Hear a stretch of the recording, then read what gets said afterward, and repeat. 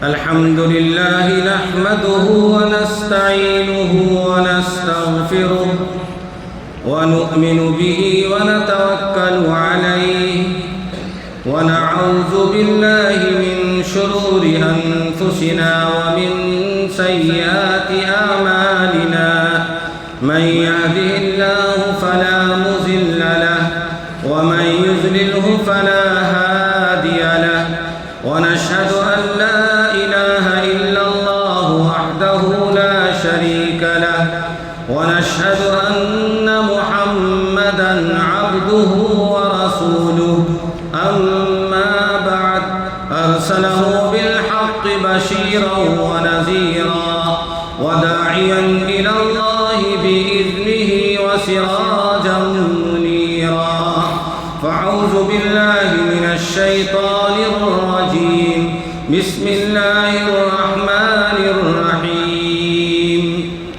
إن الله لا يغير ما بقوم حتى يغيروا ما بأنفسهم وقال النبي صلى الله عليه وسلم انصر أخاك ظالما أو مظلوما أو كما قال عليه الصلاة والسلام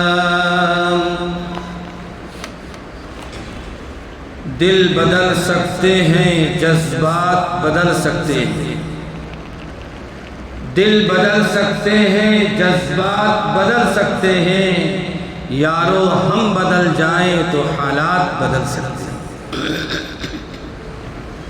اللہ رب العزت نے جو مضمون قرآن کی اس آیت میں بیان فرمایا ہے شاعر اسی مضمون کو اس شعر میں بیان کیا ہے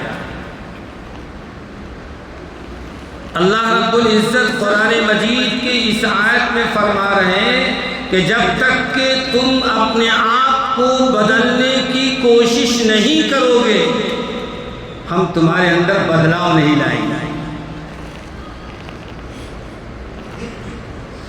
انسان جب تک کہ اپنے آپ کو اپنی زندگی کو بدلنے کے لیے اس پر کوشش نہیں کرے گا اللہ رب العالمین بھی اس کے اندر تبدیلی نہیں لائے گا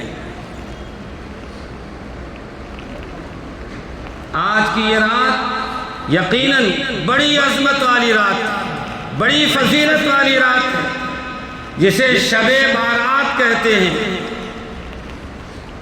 آج کی رات میں بے شمار لوگوں کے گناہوں کو معاف کیا جاتا ہے ایک حدیث میں ارشاد فرمایا گیا اللہ رب ذوالجلال آسمان دنیا پر تشریف لاتے ہیں اور آواز دیتے ہیں ہے کوئی مغفرت کا چاہنے والا اس کی مغفرت کی جائے گی ہے کوئی پریشان حال اپنی پریشانی کی وہ سامنے التجا کر رہا ہے اپنے خالق اور مالک سے اس کی پریشانی کو دفع کیا جائے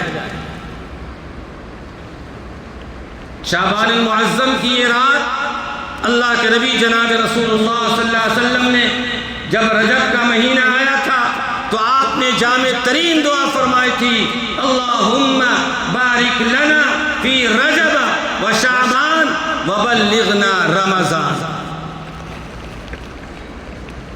اللہ تعالیٰ نے رجب کی برکتیں بھی ہمیں عطا فرما دی شعبان کی برکتیں بھی عطا فرما دی شعبان المعظم ہمیں مل گئی اور اس کی راتیں مل گئی اس کا دن مل گیا اس کی ساعتیں مل گئی اب رمضان کا انتظار ہے یوں کہہ لیجئے کہ شعبان المعظم کی یہ رات رمضان المعظم کا مقدمہ ہے تمہید ہے کہ ہمارے سامنے ایک ایسا عظیم الشان مہینہ آنے والا ہے جو سارے مہینوں پر افضل ہے جس مہینے کی عبادتیں مومن کی سریا تک پہنچا دیتی ہے اللہ کے قریب کر دیتی ہے اس مہینے کا استقبال ہمارے اور آپ کے آقا جناب محمد رسول اللہ صلی اللہ علیہ وسلم شعبان المعظم سے کرتے ہیں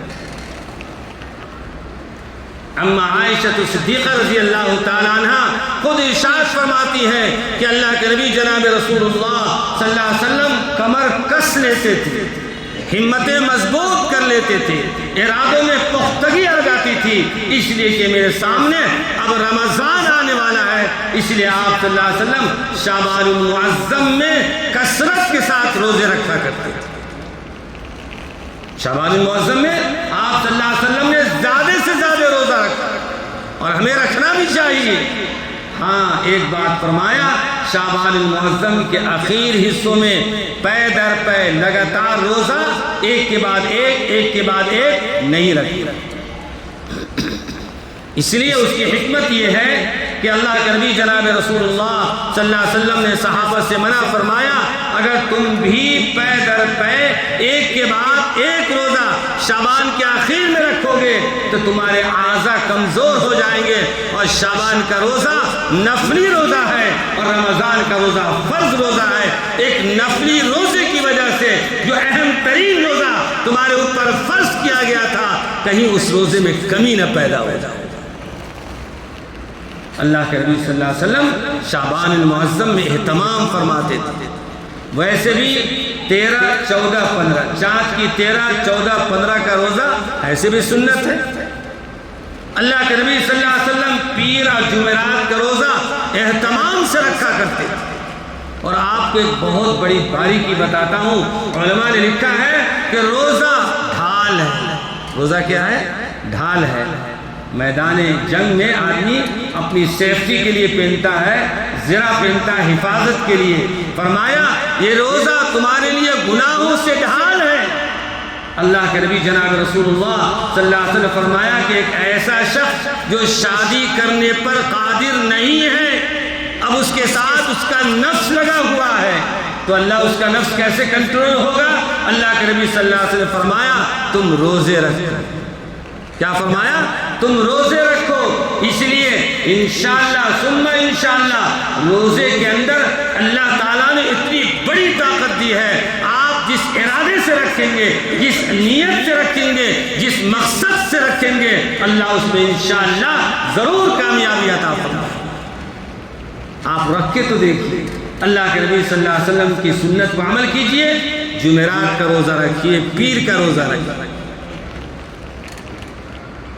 اللہ کے نبی جناب رسول اللہ صلی اللہ علیہ وسلم نے پوری شریعت امت کے سامنے پیش فرمایا ہے۔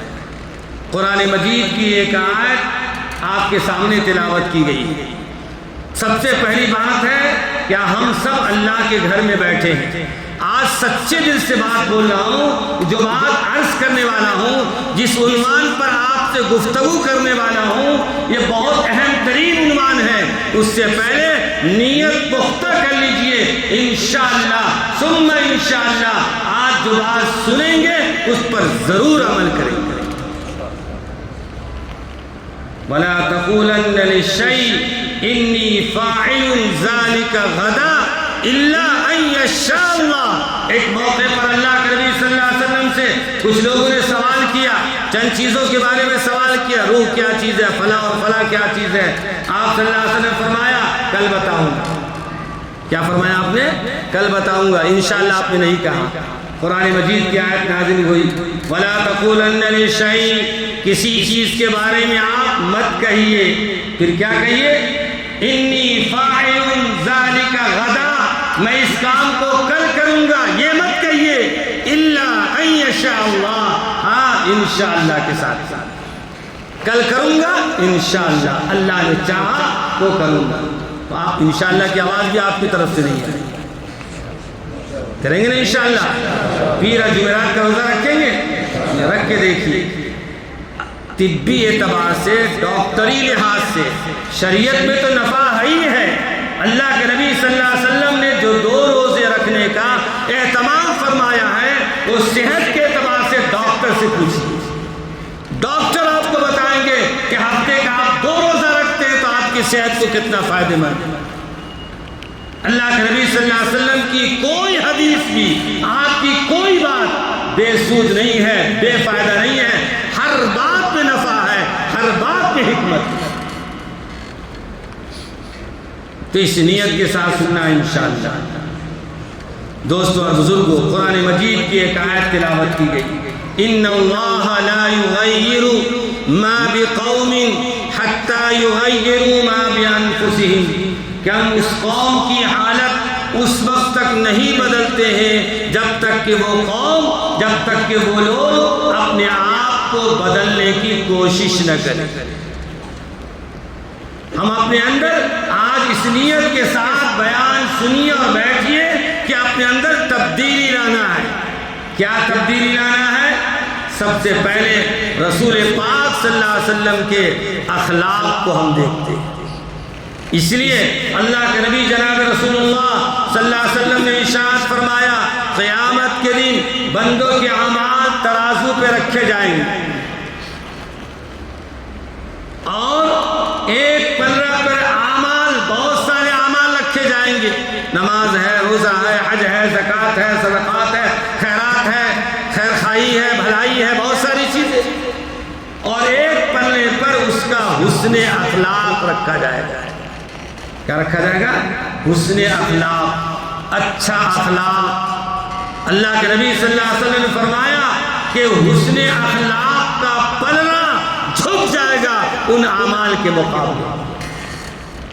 تو اندازہ کیجئے اخلاق کتنی بڑی چیز ہے۔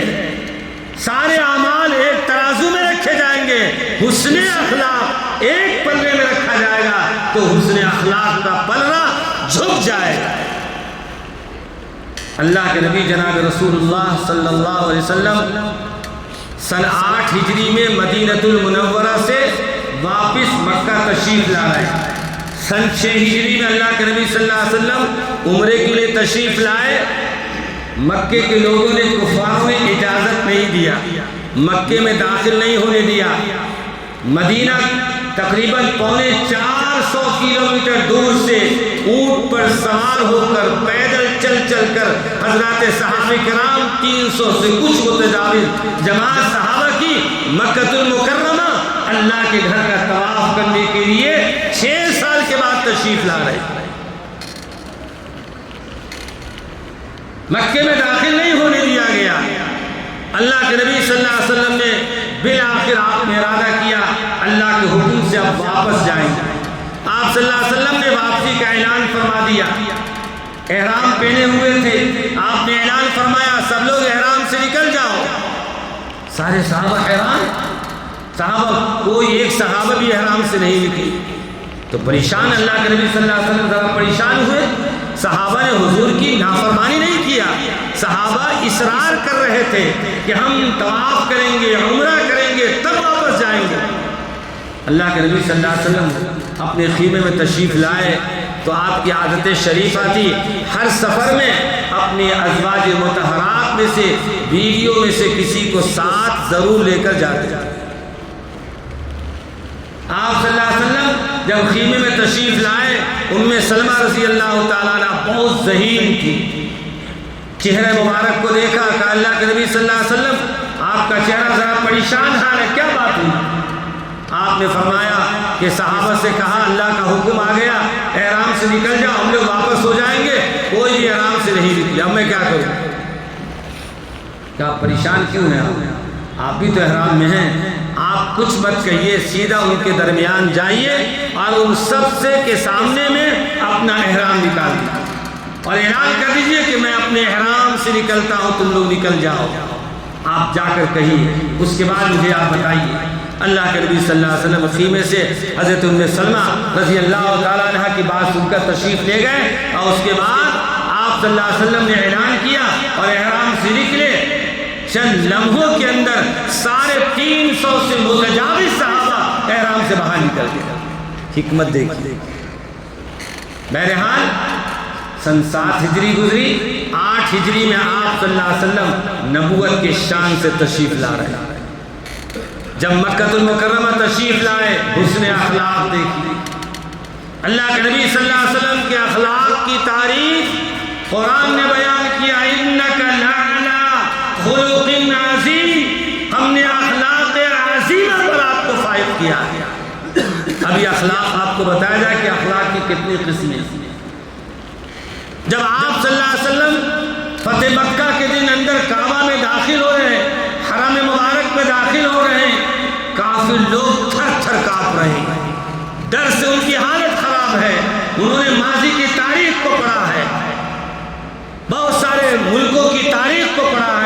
کہ جب کوئی بادشاہ کسی ملک میں فاتحانہ داخل ہوتا ہے تو اس وقت وہ کیا کرتا ہے؟ اپنا آرڈر چلاتا ہے، تکبر کے انداز میں سینہ دکھاتا ہوا اور اونٹ پر گھوڑوں پر سوار تکبر کے انداز میں داخل ہوتا ہے اور وہاں کے لوگوں کو بے عزت کر دیتا ہے اور اس کے ساتھ ظلم و ستم کرتا ہے۔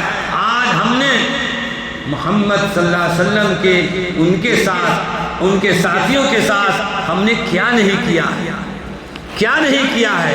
انہی کے ساتھی ہے نا، حضرت بلال حبشی مکے کی ریت پر لٹا دیا جاتا اور دیگر سہارے صحابہ ہیں جن کے اللہ کے نبی صلی اللہ علیہ وسلم خود مسجد نبوی مکے میں نماز پڑھ رہے اور ایک شخص آیا اور آپ کے گلے میں کپڑا ڈال کر اتنا زور سے کھینچا کہ آپ کی روح قبض کرنے والی تھی۔ میرے دوست بزرگوں، اذیت پہنچایا، تکلیف پہنچایا، راستے میں کانٹے بچھائے۔ اللہ کے نبی صلی اللہ علیہ وسلم کے لیے 3 سال تک کھانا پینا، رشتہ داری اور تجارت کاروبار سب سے بائیکاٹ کر دیا۔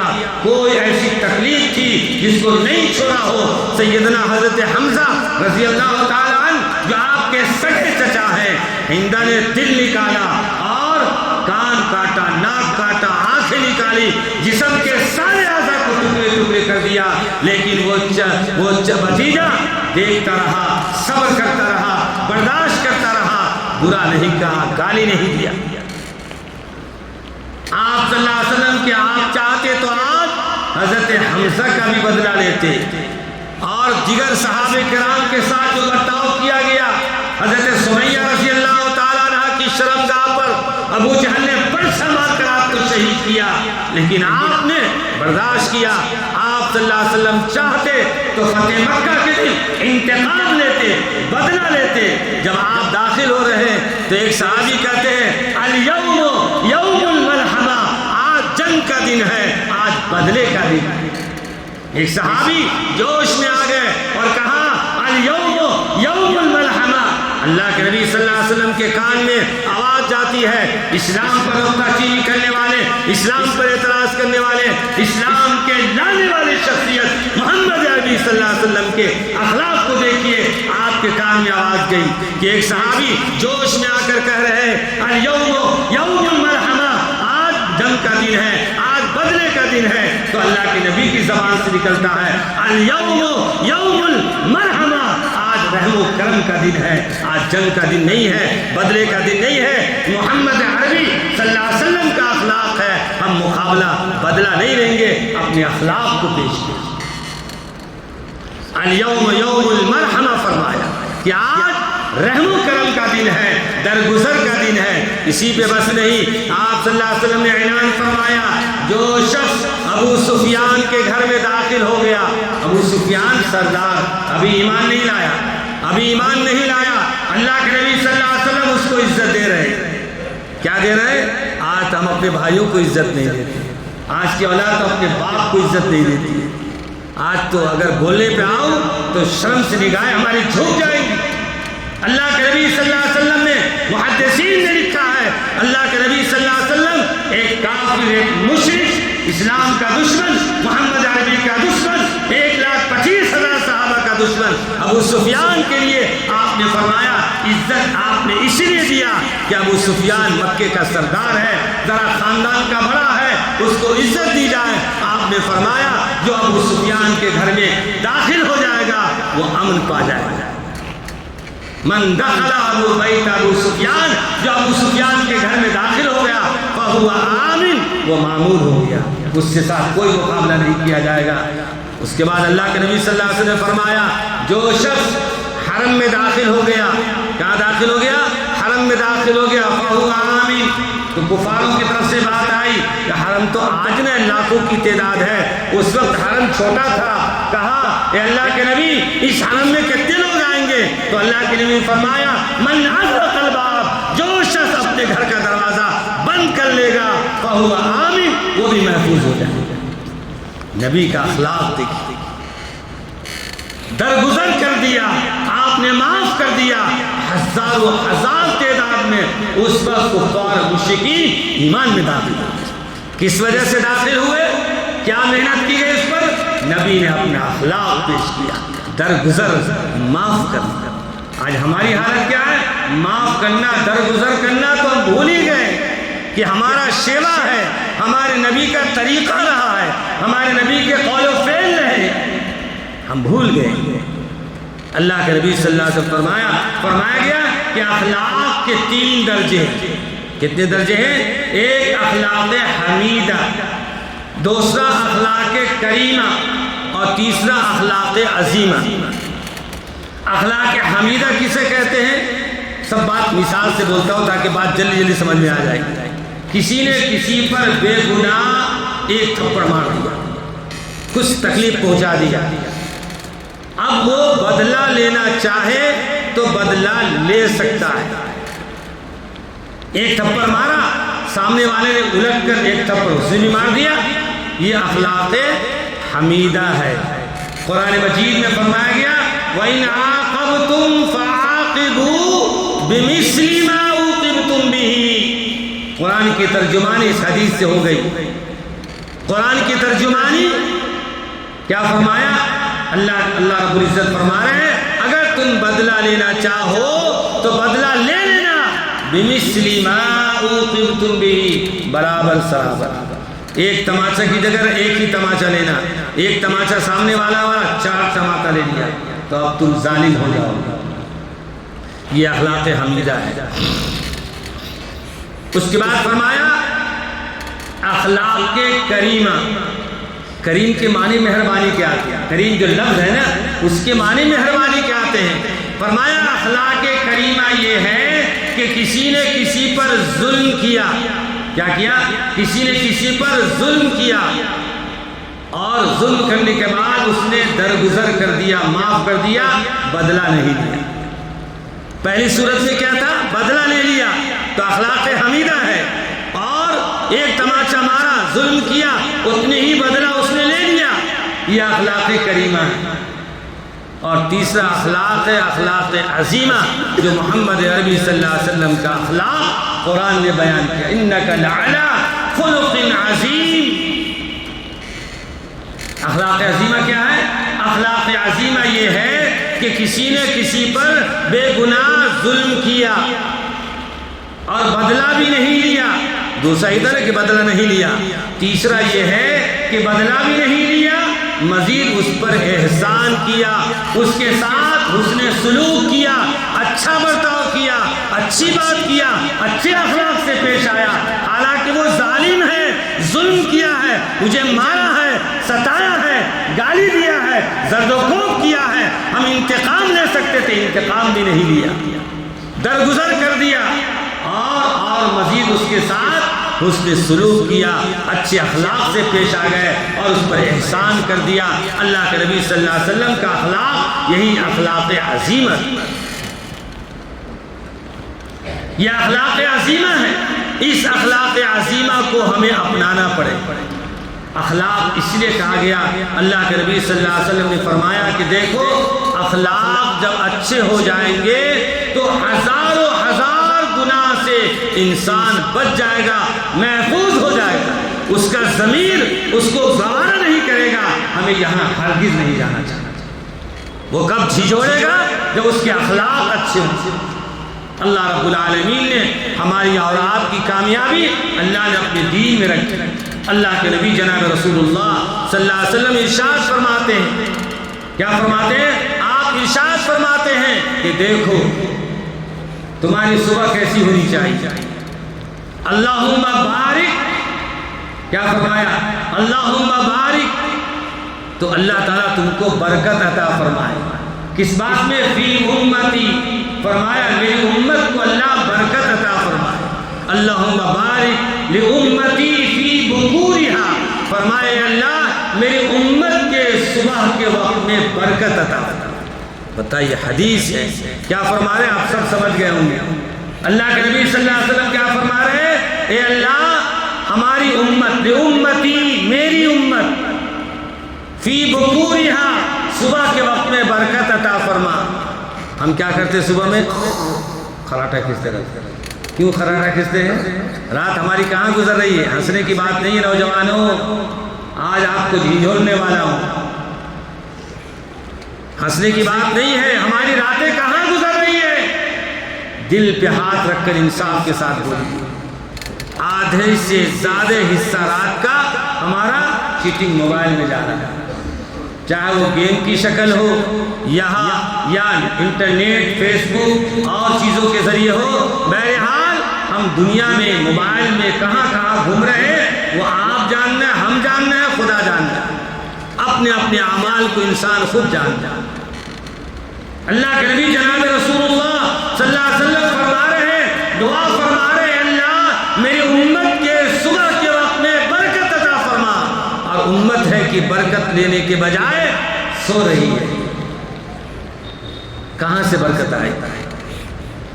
اللہ کے نبی صلی اللہ علیہ وسلم نے ایک حدیث میں ارشاد فرمایا، نوم الصبح یمنع الرزق، فرمایا نوم الصبح یمنع الرزق، صبح کا سونا رزق کو روک دیتا ہے۔ آپ صبح کا سونا کا مطلب صبح آپ سو ہی نہیں، فریضہ ادا کر لیجئے نا، اللہ کا فریضہ ادا کر لیجئے، نماز ادا کر لیجئے، آرام کر لیجئے، کوئی گناہ نہیں، کوئی لغزش نہیں۔ یہ جو تاکید بیان فرمائی جا رہی حدیث میں، اللہ کے رسول صلی اللہ علیہ وسلم الفاظ بدل کے امت کو تعلیم دے رہے ہیں، امت کو نصیحت کر رہے ہیں، امت کو سبق دے رہے ہیں، اسی لیے سبق دے رہے ہیں تاکہ ہمارے وقت ضائع نہ ہو، ہمارے اعمال ضائع نہ ہو۔ آج رات کا حصہ معلوم ہے، یہ جو موبائل کا سسٹم چلا ہے، انٹرنیٹ، اس کے ذریعے فائدے بھی بہت سارے ہیں، تو فائدہ تو سمجھ میں آ رہا ہے۔ وہ ایک زمانہ تھا کہ خط لکھا جاتا تھا، ہفتے میں، مہینے میں خط آتا تھا۔ دارالعلوم دیوبند کے ایک شیخ گزرے ہیں، اللہ غریق رحمت فرمائے، آپ کو تعجب ہوگا کہ دنیا میں ایسے لوگ بھی پیدا ہوئے، دنیا میں ایسے لوگ بھی پیدا ہوئے۔ ایک مٹکا رکھا تھا حضرت، کیا رکھا تھا؟ مٹی کا ایک مٹکا رکھا تھا، اور حضرت شیخ جب پڑھاتے تھے تو خط آتے تھے گاؤں سے، رشتہ داروں کی طرف سے، شاگردوں کی طرف سے، تو جو بھی خط آتا پڑھے بغیر اس مٹکے میں حضرت ڈال دیتے۔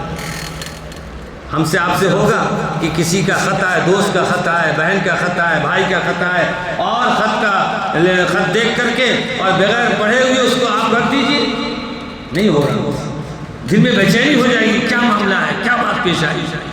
کیا ان کے سینے میں دل نہیں تھا؟ کیا ان کے پاس بھی دل تھا، لیکن ان کی سوچ، ان کی فکر دیکھیے۔ حضرت پورے خط کو، پورے سال کے خط کو شعبان المعظم تک اسی میں رکھتے، جب شعبان کا امتحان ہو جاتا بچوں کا تب اس مٹکے کو پھوڑتے اور خط پڑھتے تو دیکھتے کہیں بہن کا انتقال ہو گیا، کہیں چچا کا انتقال ہو گیا، کہیں استاد کا انتقال ہو گیا۔ شاگردوں نے پوچھا، حضرت آپ نے پورے سال خط کیوں نہیں پڑھا؟ کہا بچے اگر خط پڑھتا تیری تعلیم کا نقصان ہو جاتا، تیری پڑھائی کا نقصان ہو جاتا، کہیں اس میں ایسا مجبور ہوتا، میں جانے پر مجبور ہو جاتا، تمہاری تعلیم کا نقصان ہو جاتا۔ پڑھانے والے کیسے جگر گردہ والے تھے، اللہ کی دی ہوئی نعمت کی قدر کرنے والے تھے۔ آج ہمارے پاس وقت کی کوئی قدر نہیں۔ الوقت الاسمن من الذهب، سونے اور چاندی سے زیادہ جو قیمتی چیز ہے وہ انسان کا وقت ہے۔ کہاں جا رہا ہے ہمارا وقت؟ پوری رات، آدھی سے زیادہ رات ہماری ضائع ہو رہی ہے۔ بے شمار ایسے اکابر گزرے ہیں جن کے بارے میں آیا وہ کھانے کا اس طرح اہتمام کرتے تھے کہ سوکھی چیز پھانک لیتے، کھا لیتے، اس لیے کہ اہتمام سے جب روٹی کھائیں گے، چبائیں گے، اس میں زیادہ سے زیادہ وقت استعمال ہوگا۔ وقت کی قدر کیجیے۔ بہرحال عرض یہ کر رہا تھا کہ موبائل سے بات چلی یہاں کہ موبائل اعلیٰ استعمال ہے، نفع کی چیز یقیناً ہے، لیکن نفع بھی جو قرآن اور حدیث اور واقعات جو موبائل میں آ رہے ہیں، برائے مہربانی 100 بار کہوں گا برائے مہربانی اس کو آپ دیکھیے اور اپنے علماء سے، جاننے والوں سے تصدیق کر کے کسی مسئلے پر اگر فضائل ہے تو پڑھ لیجیے، لیکن اگر کوئی مسائل ہے، کوئی عقیدے سے تعلق رکھتی ہے کوئی بات، مسائل سے کوئی بات تعلق رکھتی ہے تو خبردار خبردار، جب تک کہ ایک عالم سے اس کی تصدیق نہ کر لیجئے اس پر عمل نہ کیجیے۔ اس لیے آج ملاوٹ بہت چل رہی ہے، خلط ملط کر کے حدیث کو پیش کیا جا رہا ہے، ترجمہ پیش کیا جا رہا ہے، عقائد پیش کیے جا رہے ہیں، خیالات پیش کیے جا رہے ہیں۔ اگر ہم اس میں پڑ گئے، ایسے ایسے مذاہب اور ایسے ایسے نبوت پہ دعوے دار پیدا ہو رہے، کوئی کہہ رہا ہے انڈیا کا رہنے والا، فلاں اسٹیٹ کا رہنے والا، فلاں اسٹیٹ کا شہر کا رہنے والا، اور کہتا ہم عیسیٰ مسیح ہیں، ہم مسیح علیہ السلام ہیں۔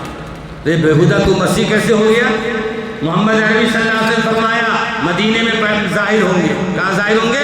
مدینے میں ظاہر ہوں گے، اور ظاہر ہونے کے بعد ان کا نام محمد ہوگا، ان کے والد کا نام عبداللہ ہوگا۔ تمہارا نام تو شکیل بن حنیف ہے، انڈیا کا رہنے والا، یہاں کی شہر کا رہنے، تیرے باپ کا نام الگ ہے، تیرا نام الگ ہے، تو کہتا ہے عیسیٰ مسیح ہو گئے۔ آپ کو تعجب ہوگا، اس کے ماننے والے بھی لوگ پیدا ہو گئے ہیں، عقل پر پردے پڑے ہوئے۔ اس لیے کہا جاتا ہے کہ عقائد مسائل کو اس وقت تک عمل نہیں کیجیے جب تک کہ آپ اپنے عالم سے اس کی تصدیق نہ کریں، یا کسی حدیث سے، کسی کتاب سے اس کو مطابق ملا نہ لے مضمون کو، اس وقت تک عمل نہیں کیجیے، ورنہ آپ کو پتہ نہیں چلے گا، آپ کے عقائد خراب ہوتے چلے گا۔ تو اگر موبائل پہ فائدے کی چیز ہے یقیناً استعمال کیجیے، فائدہ اٹھائیے، لیکن سوچ سمجھ کر۔ لیکن فائدے سے زیادہ نقصان کیا ہے؟ ایک طبی، ایک ڈاکٹر کی تحقیق کے مطابق بتاتا ہوں، اور علماء نے بھی اس کی تحقیق کیا ہے کہ کثرت کے ساتھ انٹرنیٹ پر لگے رہنے والوں کے بارے میں لکھا ہے، اور جو شخص اپنی نگاہ کو بد نظری کا شکار بنتا ہے اور غیر محرم کو دیکھتا ہے، عریانیت کو دیکھتا ہے، حرام چیزوں کو دیکھتا ہے اپنی آنکھوں سے اور اپنے کانوں سے سنتا ہے، تو اللہ تعالیٰ چند چیزوں سے اس کو محروم کر دیتا ہے۔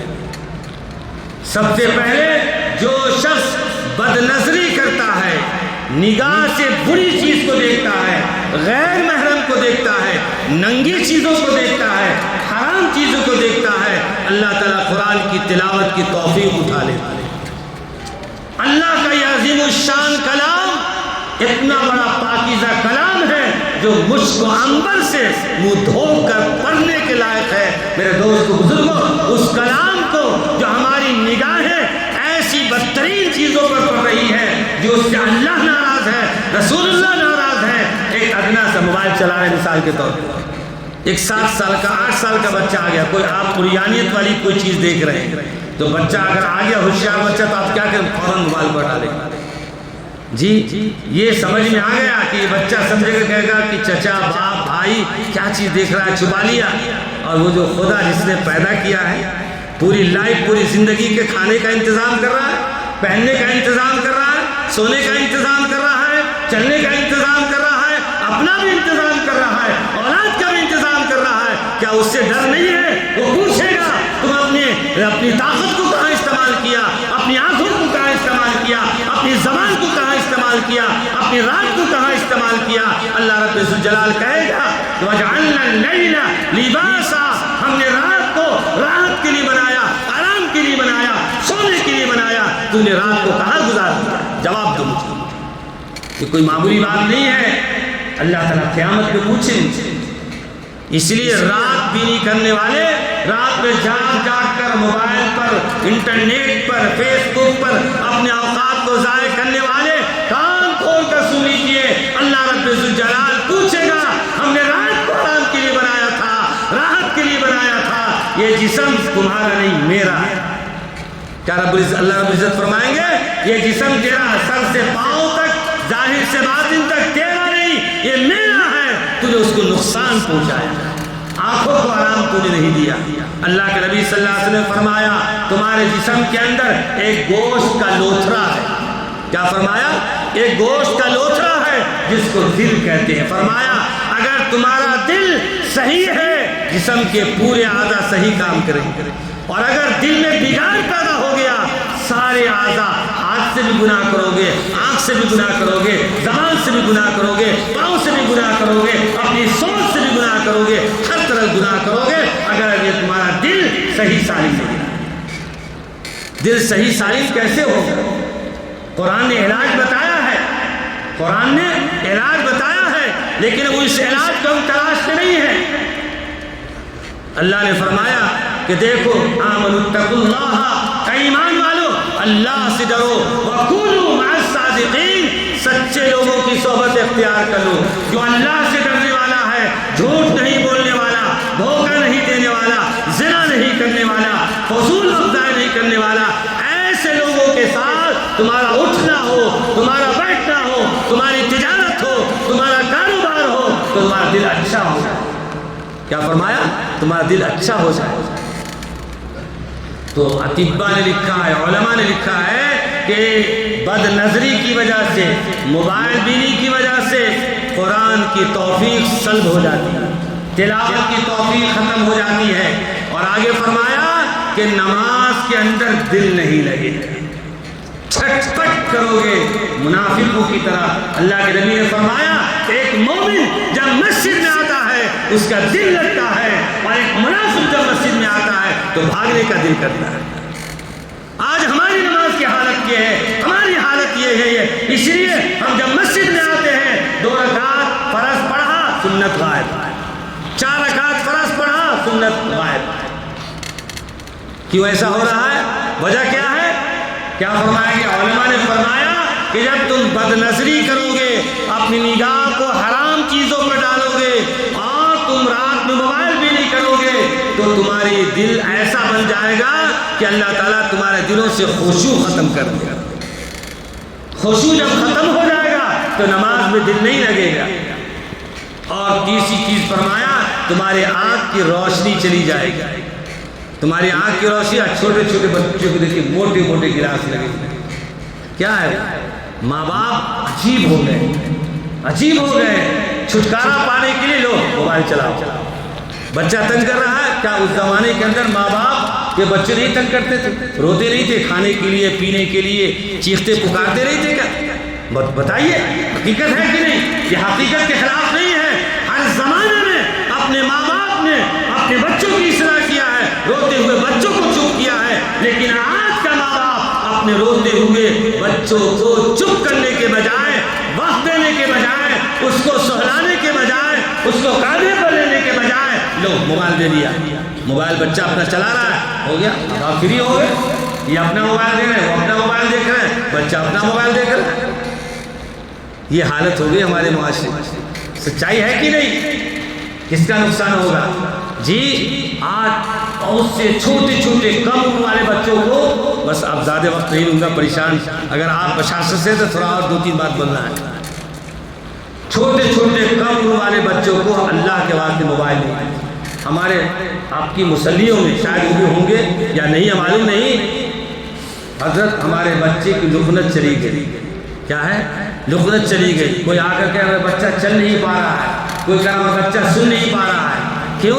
کیا ہو گیا؟ ذرا جھاڑ پھوک کر دیجیے، ڈاکٹر تو بولا ایسا ہو گیا ویسا ہو گیا۔ یہ سب موبائل کی بیماری کی وجہ سے، موبائل کے استعمال کی بنیاد پہ ہے۔ بچے کو موبائل، بچوں کے اعضاء، بھائی چھوٹا بچہ، معصوم بچہ، ایک گھوسا آپ ماریں گے تو مر جائے گا، اس کی ہڈی پاؤں اس کا ٹوٹ جائے گا، کیوں؟ ابھی اعضاء کمزور ہے، طاقت نہیں ہے۔ تو ایسی سوچیے نا، اللہ دماغ دیا، بھیجا دیا ہے نا، کہ وہ بچہ جس کے اعضاء میں طاقت نہیں ہے، ہاتھ میں طاقت نہیں، زبان میں طاقت نہیں، پاؤں میں طاقت نہیں، دل میں طاقت نہیں، وہ بچہ جب آنکھ میں موبائل دیکھے گا، کیا اس کی آنکھ خراب نہیں ہوگی؟ کیا اس کا دل خراب نہیں ہوگا؟ یقیناً ہوگا۔ آپ رحم نہیں کر رہے، بچوں پر خود ظلم کر رہے ہیں، بچوں پر خود زیادتی کر رہے ہیں۔ اور بچے خوش ہو گئے ہوں گے، او ابا جی امی جی ہم کو موبائل دے کر ہماری زندگی خراب کر رہے ہیں۔ بچوں کی بھی ہے آج پکڑ۔ اولاد کے بارے میں کیا فرمایا؟ ماں باپ جب اپنی اولاد کو پالتا ہے، پوستا ہے، کیا حالت سے گزارتا ہے؟ کسی گھر میں لڑکا پیدا ہوا، پورے خاندان میں باپ اعلان کر دیتا ہے میرا وارث پیدا ہوا۔ کیا بولتا ہے؟ میرا وارث پیدا ہوا۔ اور لڑکی پیدا ہوئی، ارے بھائی میرے گھر میں رحمت آئی ہے۔ کیا آئی ہے؟ باپ ماں کیسا خوش ہو رہا ہے، ساری پریشانی جھیل رہا ہے، جیسے 15 اور 18 سال کی دہلیز پر بیٹا قدم رکھا، تو جا ہم جا۔ اب وہ حالت یہ ہے، اپنی مرضی سے شادی کرے گا، اپنی مرضی سے کسی کو لے کر بھاگ جائے گا۔ وہ باپ جو اپنے کاندھوں پر گھماتا تھا، وہ باپ بھوکا رہ کر کھلاتا تھا، قرضہ لے کر پڑھاتا تھا، قرضہ لے کر ٹیوشن کا انتظام کرتا تھا، ساری چیزوں کا انتظام کیا۔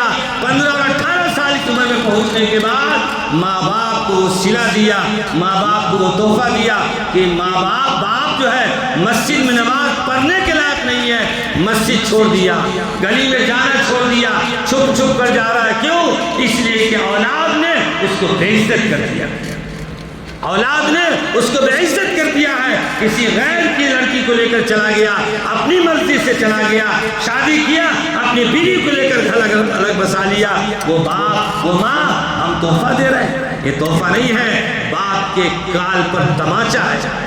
اور یاد رکھیے اولاد کو یہ پیغام ہے، اللہ کے نبی جناب رسول اللہ صلی اللہ علیہ وسلم نے فرمایا باپ تیری جنت کا دروازہ ہے، باپ تیری جنت کا دروازہ ہے، جب تک کہ دروازہ نہیں کھلے گا جنت میں جا نہیں سکتے ہو۔ جب تک کہ تیرا باپ تجھ سے خوش نہیں ہوگا، تجھ سے راضی نہیں ہوگا، تو جنت میں جا نہیں سکتا۔ تیری ماں کے قدموں کے نیچے جنت ہے۔ اللہ کے نبی صلی اللہ علیہ وسلم نے فرمایا الجنت تحت اقدام الامہات، تیری ماں کے قدموں کے نیچے جنت ہے۔ تو ماں کو تکلیف دیتا ہے، ماں کو ستاتا ہے اور اپنی مرضی پر چلتا ہے۔ ماں نے کیا تکلیفیں برداشت کی ہے؟ ماں جب اولاد کو جنتی ہے اس کے جسم کے 360 ٹکڑے ہیں، اعضا ہیں، اور ایک طرف سے اور تکلیف سے چور ہو جاتا ہے۔ ماں جب ایک سانس لیتی ہے اس کی تکلیف کو تم پوری زندگی ادا نہیں کر سکتے، اس کے ایک احسان کو پوری زندگی اولاد ادا نہیں کر سکتا۔ وہ اولاد اپنے ماں باپ کو اس طرح فراموش کر دیتا ہے، اپنے ماں باپ کو اس طرح تکلیف دیتا ہے، کہتے کہ زندگی میں سکون نہیں، چین نہیں، راحت نہیں۔ کیوں؟ اس لیے کہ ہم حقوق کو ادا نہیں کر رہے ہیں۔ اس لیے ذمہ داری ہے، اللہ تعالیٰ نے اولاد دیا، ماں باپ دیا ہے، ماں باپ کی قدر کیجیے، ان سے پوچھئے۔ ایک بات بتاؤں، ماں باپ کی سب سے بڑی نعمت دنیا میں اولاد کو جب منقطع ہوتی ہے وہ کون سی ہے معلوم؟ ماں باپ چاہے آپ سے ناراض بھی ہیں تب بھی ماں باپ کا ہاتھ اٹھے گا تو آپ کے لیے ضرور دعا کریں گے۔ ایسا رشتہ ہے، ایسا تعلق ہے، اللہ نے ایسی محبت ڈالا ہے کہ آٹومیٹک فطری طور پہ ماں باپ کا ہاتھ اٹھتے ہی اولاد کے لیے، جو اولاد کبھی نہیں کھلا رہا ہے، کبھی نہیں پلا رہا ہے، پھر بھی اس کے لیے ماں باپ دعا کر رہے ہیں۔ آپ بتائیے وہ ماں باپ جو ہمارے لیے دعا کر رہے ہیں، جس دن باپ کا سایہ دنیا سے اٹھ گیا، جس دن ماں کا سایہ دنیا سے اٹھ گیا، اس دن آپ کے حق میں جو دعا ہو رہی تھی وہ دعا منقطع ہو گئی۔ بھائی آپ کا ایک دن دعا کرے گا، آپ کی خالہ ایک دن دعا کبھی بھولے سے کر دے گی، دوست کبھی بھولے سے کر دے گا، آپ کو احسان کر دیا تو کر دے گا، لیکن ماں باپ ہر دعا میں اپنی اولاد کے لیے دعا کرتا ہے۔ لیکن اس دن جس دن سایہ اٹھ گیا تو دعا کا دروازہ بند ہو گیا۔ اس لیے یہ کہنے کا حاصل یہ ہے کہ جن کو اللہ نے، جن کے ماں باپ حیات سے ہیں، ان کے لیے ضروری ہے اپنے ماں باپ کی قدر کیجیے، اپنے ماں باپ کی خدمت کیجیے۔ اور ایسی بیوی جو کہے کہ اپنے ماں باپ کے ساتھ ہم نہیں رہ سکتے ہیں، میرا گھر الگ بساؤ اور ہم الگ زندگی گزاریں گے، میرے دوست بزرگوں، نہیں، ایسا نہیں ہونے دینا، حق ادا کرنا۔ اللہ کے نبی صلی اللہ علیہ وسلم فرمایا خیرکم خیرکم لأہلی وانا خیرکم لأہلی، اپنی بیوی کے ساتھ خیر خواہی کرو، بھلائی کرو، میں بھی اپنی بیوی کے ساتھ خیر خواہی کرتا ہوں۔ کون کہہ رہے ہیں؟ اللہ کے نبی صلی اللہ علیہ وسلم فرما رہے ہیں تو بیوی کے جو حقوق ہے اسے ضرور ادا کرنا۔ اس کا یہ معنی نہیں ہے جو کہے وہی کرنا، ماں باپ کو نگلیکٹ کر دینا، ماں باپ کو سائڈ کر دینا اور ماں باپ کو پریشان کرنا۔ میرے دوست بزرگ، آخری بات یہ ہے تعلیم کے سلسلے میں، آخری بات یہ ہے تعلیم کے سلسلے میں۔ آج تعلیم کا بہت بڑا فقدان ہے، تعلیم کی وجہ سے آج ہمارے اندر بہت بڑا نقصان ہے۔ موٹی سی بات ہے کہ تعلیم کے بغیر آپ آگے نہیں بڑھ سکتے۔ ہمارا 27واں سال رننگ ہے، یہ سال جو گزر رہا ہے، ہم نے اپنی آنکھوں سے دیکھا ہے ایسے بچے کو اپنے محلے میں، اپنے علاقے میں، کہ جو بچے کھانے کے لیے پریشان تھے، ان کے ماں باپ گھر جا کر کام کر کے باسن دھو کر اپنے بچوں کو پڑھایا۔ الحمدللہ ثم الحمدللہ، آج مثال کے آج 80,000 روپے کما رہے ہیں۔ کتنے کما رہے ہیں؟ 80,000 کما رہے ہیں۔ یہ تعلیم کی برکت ہے۔ وہ بچہ جس کی ماں نے باسن دھو کر گھر میں کام کر کے اپنے بچوں کو پڑھایا، آج وہ بچہ اپنے ماں باپ کو حج کرانے کی طاقت رکھتا ہے۔ آج وہ بچہ اپنے خاندان کے 4 بچوں کو پڑھانے کی طاقت رکھتا ہے۔ ایک بچہ ایسا بھی میرا شاگرد ہے، دن میں آ کر عصر کے بعد یہاں عربی پڑھتا ہے، اور دن بھر وہ کسی کمپنی میں کسی فیکٹری میں جا کر کام کرتا ہے۔ والد نہیں، یتیم بچہ، والد کا سایہ نہیں، اب ماں ہے، پڑھائی بھی کرنا ہے، ماں بہن کا خرچہ بھی نکالنا ہے۔ شعور دیکھیے، سوچ دیکھیے، معاشرے کے اندر ایسی بھی مثال ہے جو بچے امت کے لیے مثال بن کر وہ بچہ دن میں کماتا، شام میں عربی آ کر پڑھتا، اور رات میں مغرب 7 بجے سے جا کر کالج کی پڑھائی پورا کرتا۔ وہ بچہ بھی آج 60,000 روپے تنخواہ پا رہا ہے۔ پڑھائی، علم بہت بڑی چیز ہے۔ علم کے معنی روشنی کے ہیں۔ آج ہمارے معاشرے کے اندر وہ بچے جن کو اللہ نے بہت ثروت دیا ہے، وہ تو اپنے بچے کو خوب پڑھاتے ہیں۔ شوق بھی ہونا، جذبہ بھی ہونا۔ ایک صحابی رسول نے پوچھا اللہ کے نبی صلی اللہ علیہ وسلم، ہمارے مالدار صحابی جن کو اللہ نے مال دیا ہے وہ بھی نماز پڑھتے ہیں، ہم بھی نماز پڑھتے ہیں، وہ بھی فلاں کرتے ہیں، ہم بھی کرتے ہیں، لیکن نیکی میں ہم سے آگے بڑھ جاتے ہیں۔ اللہ کے نبی وہ کیسے؟ کہا ان کے پاس اللہ نے مال دیا ہے، وہ زکوٰۃ دیتے ہیں، صدقہ کرتے ہیں، خیرات کرتے ہیں، غلام آزاد کرتے ہیں۔ اللہ کے نبی صلی اللہ علیہ وسلم نے فرمایا کہ دیکھو اللہ تعالیٰ جسے چاہتا ہے اپنا فضل کر دیتا ہے، اللہ جسے چاہتا ہے اپنا فضل کر دیتا ہے، لیکن اس فضل کا مطلب یہ ہے اس مال کا صحیح استعمال کرنا۔ اس لیے سب سے بہتر روزی، سب سے بہتر پیسے کا خرچ اور استعمال جو ہے ایجوکیشن پہ، تعلیم پہ۔ ماں باپ جن کے ہمارے ذمہ حقوق ہیں ان کے حق ادا کرنے کے بعد ساتھ جو ہے بچوں کی تعلیم کا۔ آج دوسرے سکھ اس ملک کے اندر کتنے پرسنٹ ہے؟ 3 یا 4% ہے۔ کتنے پرسنٹ ہے؟ 3 اور 4% ہے۔ لیکن آپ اسٹڈی کیجئے، مطالعہ کیجئے تو معلوم ہوگا کہ جتنے بڑے بڑے عہدے ہیں سب پر وہ فائز ہے۔ کیوں؟ ان کو پیٹھا لگا اس لیے کیا؟ کس وجہ سے؟ علم کی بنیاد پر، تعلیم کی بنیاد پر۔ اس لیے تعلیم کے لیے اپنے پیسے کا صحیح استعمال کیجئے۔ ہمارے مسلمان بھائیوں کی حالت یہ ہے 2 چیزوں پر پیسہ زیادہ خرچ کرتے ہیں۔ 2 چیزوں پر پیسہ، ایک کپڑوں پر ہے نا، کبھی شعبان کی عید ہے نا، اور اس کے بعد رمضان کی عید، پھر اس کے بعد باسی عید۔ کتنی عید ہے یار؟ عید تو 2 ہی ہے، سارے کو عید ہی بولتے ہیں۔ عید تو 2 ہی ہے، عید الفطر، عید الاضحیٰ۔ ہمارے پیسے لباس پہ خرچ ہو رہے ہیں۔ اتنے پیسے کا لباس ہونا چاہیے۔ آپ چلے جائیے ہمارے اوروں کی شادی میں چلے جائے، دیکھیے جا کہ سادہ سمپل، کیا ان کے پاس پیسہ نہیں ہے؟ لاکھوں کے پیسے پڑے ہیں، لیکن وہ پیسہ اس پہ استعمال کر رہے ہیں، بچوں کی ایجوکیشن پہ استعمال کر رہے ہیں، بچوں کی تعلیم پہ استعمال کر رہے ہیں، تو اللہ اس کو نواز رہا ہے۔ اس لیے ہمارے بچے بھی اگر ایجوکیشن میں، تعلیم میں اعلیٰ بنیں گے، اچھے سے اچھا نمبر لائیں گے، ابھی کالج کی پڑھائی ختم نہیں ہوگی، کمپنی سے آرڈر آ جائے گا، آ جاؤ تمہارے لیے ہماری کمپنی میں جگہ ہے۔ مٹا دو اپنی ہستی کو اگر کچھ مرتبہ چاہو، کہ دانہ خاک میں مل کر گلے گلزار ہوتا ہے۔ ایک شاعر کہتا ہے کہ ایک مسافر کو کہتا ہے کہ کیوں پھر رہا ہے راہی منزل کی جستجو میں، کیوں پھر رہا ہے راہی؟ کہتے کہ تم کہاں پھر رہے ہو، یہاں وہاں کہاں بھٹک رہے ہو؟ اتنا عظیم بن جا کہ منزل تجھے پکارے۔ یہی مثال فٹ ہوتی ہے ہمارے بچوں میں، کہ جو بچے تھوڑا بہت 4ویں کلاس 5ویں کلاس SSLC بھی پاس ہو گئے اور فرسٹ سیکنڈ کی ڈگری بھی کر لیا، لیکن زندگی پڑھنے کی موبائل میں گزارا، ماں باپ کی نافرمانی میں گزارا، وقت کو رات بھر ضائع کرتے رہے، تو نوکری کہاں سے ملے گی؟ ارے کمپنی والا کچھ دیکھ کر نہ دے گا؟ ڈاکٹر تو بہت سارے ہیں، اچھے ڈاکٹر کی تلاش کرتے ہیں، ہے کہ نہیں؟ کسی مسجد کے لیے تراویح کی ضرورت ہے تو آپ کہتے ہیں اچھے حافظ چاہیے، اور ڈاکٹر کو کہاں جانا ہے کہتے ہیں اچھا ڈاکٹر جائے، اسپیشلسٹ ڈاکٹر چاہیے، ایک دم بہترین ماہر ڈاکٹر چاہیے، تو آپ کی پڑھائی اچھی رہے گی تب تو آپ کو جاب ملے گا۔ اس لیے بچوں سے میری خاص اور گزارش ہے اور ماں باپ سے بھی کہ اپنے بچوں پر پورا فوکس کیجئے، پوری توجہ دیجئے۔ رات میں خدا کے واسطے بچوں کے موبائل کو ماں باپ اپنے پاس لے لیجئے، چاہے آپ کے بچوں پر 100% بھروسہ ہے، پھر بھی آپ کی ذمہ داری ہے ایک باپ ہونے کے ناطے، ایک گھر کا ذمہ دار ہونے کے ناطے، اس لیے کہ ہر شخص کے ساتھ شیطان لگا ہوا ہے۔ موبائل کو اپنے بیڈ روم میں رکھ لیجئے، صبح ہو پھر آپ مجبور ہیں بچے کو دینا ہے، دے دیجئے۔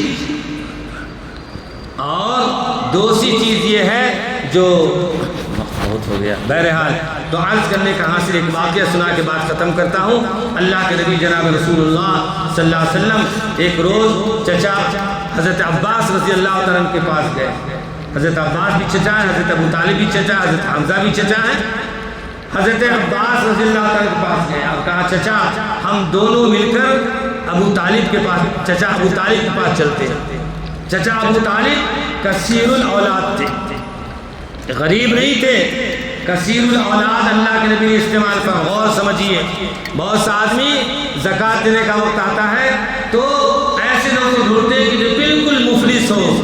آپ ایسے شخص کو بھی دے سکتے ہیں کہ اس کی انکم سے جو آمد ہے اس کے گھر کی ضرورتیں پوری نہیں ہو پا رہی ہے، تو ایسے شخص کو بھی آپ زکوٰۃ دے سکتے ہیں۔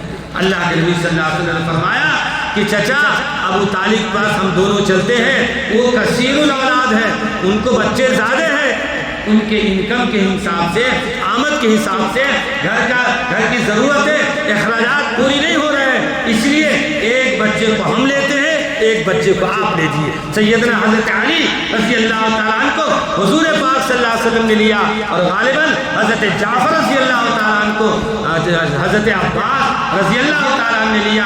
گئے چچا کے پاس، کہا آپ بہت پریشان ہیں لباس کے لیے، پہنانے کے لیے، کھانے کے لیے، اس لیے کہ آپ کے بچے زیادہ ہیں، ہم دونوں مشورہ کر کے آئے، ایک بچے میرے حوالے کیجئے، ایک بچے آپ ان کے حوالے کیجئے، اور دونوں کی تعلیم کا، پڑھائی کا، شادی بیاہ سب کا انتظام اللہ کے نبی صلی اللہ علیہ وسلم نے کیا اور حضرت عباس رضی اللہ تعالیٰ عنہ نے کیا۔ اس لیے ہم میں سے اللہ نے کسی کو صاحب ثروت بنایا ہے، اللہ نے مال دیا ہے، اپنے خاندان میں ڈھونڈیے، اپنے پڑوس میں ڈھونڈیے، کون ایسا بچہ ہے جو پیسے کی وجہ سے اور ڈونیشن کی وجہ سے، بک کی وجہ سے، یونیفارم کی وجہ سے، اسکول کی فیس کی وجہ سے پڑھائی چھوڑ دیا ہے اور ڈراپ ہو گیا ہے۔ ایسے بچوں کو لیجئے، اپنا بچہ سمجھ کر آگے بڑھائیے۔ آپ اس خدا کی قسم اس ایک بچے کو آپ نہیں بڑھا رہے ہیں، بلکہ آپ ایک نسل کو آگے بڑھا رہے ہیں، ایک نسل کو آپ آگے بڑھا رہے ہیں۔ آپ کے پیسوں سے، آپ کی کوششوں سے وہ بچہ کامیاب ہو گیا تو اپنے بچے کو پڑھائے گا، اپنے بچے کو پڑھائے گا، نسل کا نسل جو ہے تعلیم یافتہ ہو جائے گا، غربت خاندان سے ختم ہو جائے گی۔ اور جو صاحب ثروت نہیں ہے ان کے لیے اور ایک بہترین طریقہ ہے۔ مثال کے طور پہ ہم میں سے بہت سارے آدمی ایسے ہیں جو ایسی جگہ کام کرتے ہیں جن کے رسوخ بہت زیادہ ہیں، تعلقات بہت زیادہ ہیں۔ اپنے منصب کا استعمال کیجیے، اپنے عہدے کا استعمال کیجیے۔ اگر ایسے پوسٹ پہ ہیں جہاں سے آپ بچوں کو اسکالرشپ دلا سکتے ہیں، جہاں سے آپ بچوں کی اسکول کو اپنا لیٹر لکھ کر اور پرنسپل سے یا اسکول اور کالج کے ذمہ دار سے بات کر کے آپ جو ہے وہاں کم کرا سکتے ہیں۔ مدرسہ کے ذمہ دار ہے، مسجد کے ذمہ دار ہے یا اور چیزوں کے ذمہ دار ہے، اپنا رسوخ استعمال کیجئے، اپنا علم استعمال کیجئے، اپنے قوم کے بچوں کے لیے، بچیوں کے لیے، اور ان کی فیس کم کرائیے، ان کا ایڈمیشن کرائیے۔ یہ چیزیں ایسی ہیں بچہ جب پڑھ لے گا تو انشاءاللہ پوری زندگی آپ کو یاد کرے گا اور پوری زندگی اس کے دعائیں آپ کو ملتی رہے گی۔ بہرحال بات بہت لمبی ہو گئی، بات کے بعد چونکہ جمعہ کے اندر حالت یہ ہوتی ہے مجمع اس وقت آتا ہے جب مضمون ختم ہوتا رہتا ہے، مضمون ختم ہوتا رہتا ہے، اور آج کا مجمع ایسا جو شروع سے موجود ہے تو میں نے سوچا کچھ ڈوز دے دیا جائے۔ بہرحال عرض کرنے کا حاصل یہ ہے باتیں تو بہت ساری ہیں، باتیں بہت ساری ہیں۔ ماں باپ کی ذمہ داری ہے اپنے بچوں کی تعلیم کا صحیح انتظام کیجیے، اچھے اخلاق کا انتظام کیجیے، اور اس کے ساتھ ساتھ بچوں کی ذمہ داری ہے ہمارے ماں باپ کی لاج رکھیے، کبھی زندگی میں غلط قدم نہیں اٹھائی۔ کچھ بھی ہو جائے لیکن غلط قدم نہیں اٹھائیے، اس لیے کہ ماں باپ کی عزت چلی جائے گی تو آپ کے باپ مسجد جانا چھوڑ دیں گے، گلی میں سر اٹھا کر چلنا چھوڑ دیں گے، وہ عزت وہ بے عزتی کا ذریعہ اولاد بنتی ہے۔ ایسے باپ کا دل جب دکھ جاتا ہے تو اللہ تعالیٰ فرماتے ہیں ایسی اولاد کو دنیا میں بھی سزا دیں گے اور آخرت میں بھی سزا دیں گے۔ اس لیے اللہ سے دعا ہے اللہ تعالیٰ ہم سب کو صحیح عقل سلیم عطا فرمائے، اور اللہ تعالیٰ جو بھی بچی ہوئی زندگی ہے اللہ تعالیٰ اس کا صحیح استعمال کرنے کی توفیق نصیب فرمائے۔ حیات لے کے چلو، پیام لے کے چلو، حیات لے کے چلو، پیام لے کے چلو، چلو تو سارے زمانے کو ساتھ لے کے چلو، خود کھا لینا، خود پی لینا، اپنے گھر میں زندگی گزار لینا یہ مومن کی شان نہیں ہے۔ مومن کا کام یہ ہے للجار حق، پڑوسی کا حق ہے، وآت ذی القربى حقہ والمسکین وابن السبیل، فرمایا تمہارے رشتہ دار کا حق ہے۔ قرآن نے تو کھلا کہا تمہارے قریبی رشتہ دار بھی ہیں، تمہارے دور کے رشتہ دار بھی ہیں، مسکین بھی ہے، فقیر بھی ہے، ان سب کا خیال رکھو، ان سب کا حق ادا کرو۔ جب ان سب کے حق کے ساتھ گزاریں گے تو خدا خوش ہوگا، جب خدا خوش ہوگا انشاءاللہ دنیا بھی دے گا، آخرت بھی دے گا۔ وما علینا الا البلاغ، وآخر دعوانا ان الحمد للہ رب العالمین۔